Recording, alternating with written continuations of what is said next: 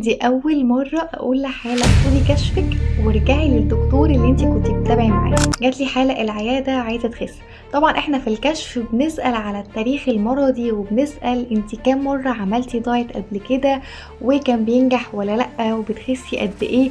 بنعرف تفاصيل كتير قوي لان حرفيا كل تفصيله في حياه البني ادم يعني في الدايت بالذات عليها كتب. المهم فبتكلم معاها فلقيت ان هي كانت متابعة مع دكتور دايت بقالها 6 شهور، وفي خلال ال6 شهور دول هي ما نزلتش غير بس 5 كيلو.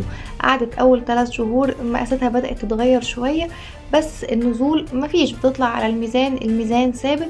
وبعد كده الشهر الرابع والخامس والسادس بتنزل لها كل شهر كيلو ونص 2 كيلو، فتوتال نزول يعني 5-6 كيلو. فطبعا هي متضايقة وحاسة انه ده رقم قليل، فراحت لدكتور تاني بحيث ان هي تجيب ريزلت اسرع. وطبعا هي كانت جالي من غير التحاليل بتاعتها اللي هو العادي يا دكتور، عندي شوية مقاومة انسولين، عندي شوية دهون على الكبد، حاجات بسيطة، العادي اللي عند كل المصريين. فالمشكلة هنا فين بقى؟ المشكلة ان احنا مش شرط نخس من اول اسبوع ومش شرط نخس من اول شهر. مع السمنة بيكون بيعاني وبيصرخ حرفيا بقاله كتير، بقاله سنين، فبياخد وقت علشان يبتدي معايا ان هو يستجيب. التحاليل تبتدي تتظبط، الاكل يبتدي يتظبط، فيبتدي الوزن ينزل والدهون تتحرك والاقي رقم بيتحرك على الميزان اشوفه بعينيا.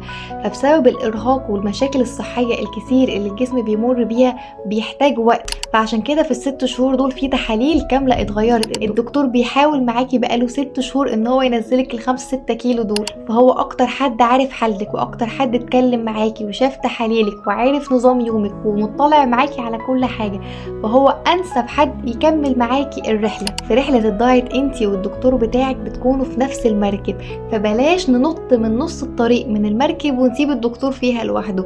هو الدكتور في المركب عشانك، فما تنطيش من نص الطريق وتسيبيه. لو الريزلت مش عاجباكي ارجعي تاني للدكتور في المتابعة واتكلمي معاه وتناقشي معاه واعرفي هو البلان اللي حاططها لك او وجهة نظره عن الحالة بالتفصيل، او السبب والتفسير العلمي لكل حاجة مضايقاكي. وبعد كده قرري انت هتكملي مع الدكتور ولا لا. وبس كده، انا دكتور ندى عادل، اشوفكم الفيديو الجاي، سلام.